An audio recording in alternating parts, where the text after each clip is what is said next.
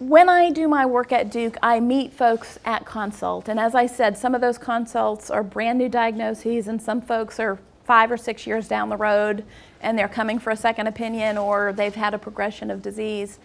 There are very clear times when I tend to do my work with families because their needs are greater. One clearly is either at diagnosis or when they first enter our program, because I see them automatically at that point. Another is if the disease progresses and they're not sure how to tell their kids that there's a change on the scan. Another is something we haven't really talked about yet, but in your folder you have a brochure that I put together at Duke, and it's called Helping Children Cope with Behavior or Personality Changes in an Adult with a Brain Tumor. It is extraordinarily common for folks with brain tumors, not everybody, but a good majority, to have changes in short-term memory, to have changes in how short your fuse is, how quick you are to snap, something that wouldn't have bothered you if your kids did it before. You know, takes 5 seconds and you're just ready to jump down their throats now. And I have a lot of spouses who laugh and say, well, I do that too because I'm so stressed. But with the tumor, it's for a different reason. It might be medications that you're on. It might be the actual impact the tumor has had on your brain and where it's located, and that part of your brain sort of is all about your personality and your filters about, before you had a filter that said, ooh, I'm really mad, but I'm gonna bite my tongue and I'm not gonna scream and yell, and now that filter's gone, and so you just let it all out. And you didn't used to do that, and you feel bad about it later sometimes, or sometimes you don't because you don't necessarily notice it.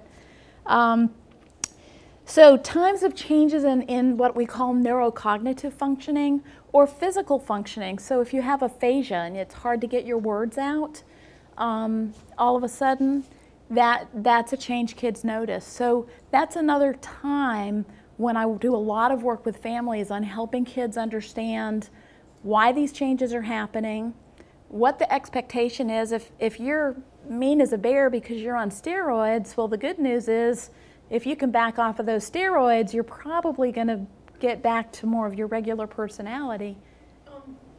Especially in terms of little ones, I'm thinking about my adult daughter and then about my grandchildren. Mm-hmm. And I've been asked, what exactly is the tumor doing there? Mm-hmm. And why is it making personality changes? Right. Do you have a way of responding to that? I'm going to be honest, my way is very vague because 6 inches from my door is our neuropsychologist.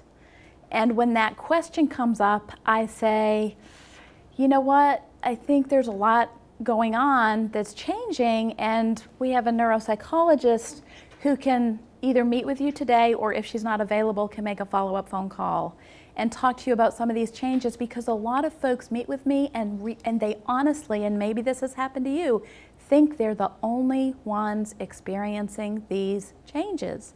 And I'm sitting there thinking, I hardly ever talk to a family who hasn't experienced these changes. But as the patients, you don't know that unless you're talking to other brain tumor patients.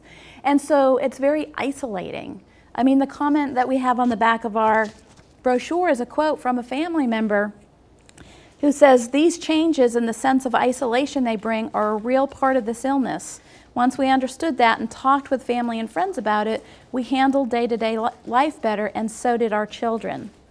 So you'll have people who come up to you and say, oh, I had colon cancer. I know exactly what you're going through. And you're all sitting there thinking, no, you don't, because there's this whole other component to this illness that doesn't exist with breast cancer or colon cancer.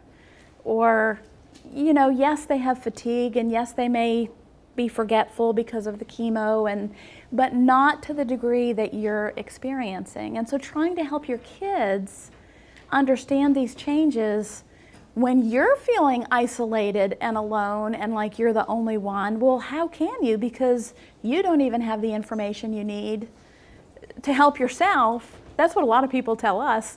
when I'm talking about the kids and showing this brochure, they're like, well, let me read that. I didn't even know that. Nobody had told me that before. I had a very hard time when I first came out of the surgery with just sounds, and I don't remember. My husband told me, and I don't remember, like a month after the surgery, Right. my poor children would come up to me and try to talk to me, and I think my husband said I would say, I can't talk to you, please get them away from me. This is too hard. How does that not impact a child? Right.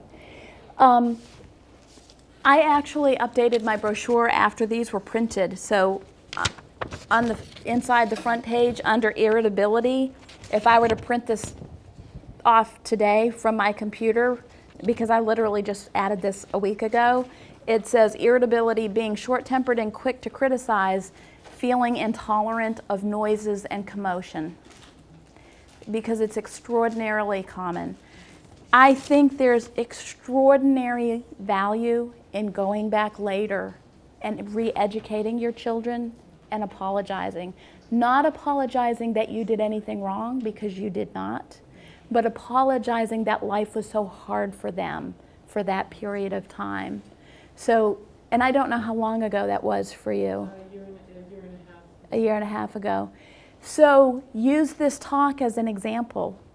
Go up to your kids tomorrow and say, you know, the lady that we talked to or listened to and talked with last night said something that was important to me.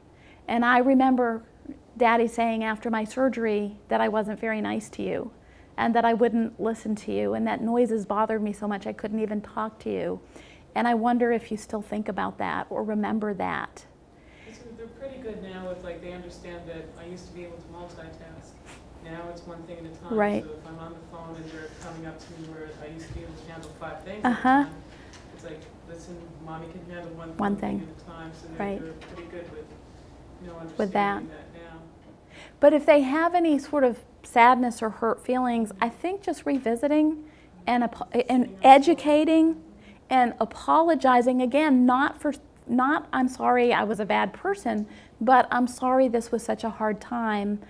The surgery made it impossible for me to see it, but Daddy's explained that to me now, and I just want you to know I understand that that was really hard for you. And that sometimes just validating their experience is all they need to feel better about a time that was really hard. That, you know, that month when Mommy was really mean, or that month when she wasn't available to me, or whatever. So validating, educating, apologizing in an appropriate way, and then seeing if they have any questions about that.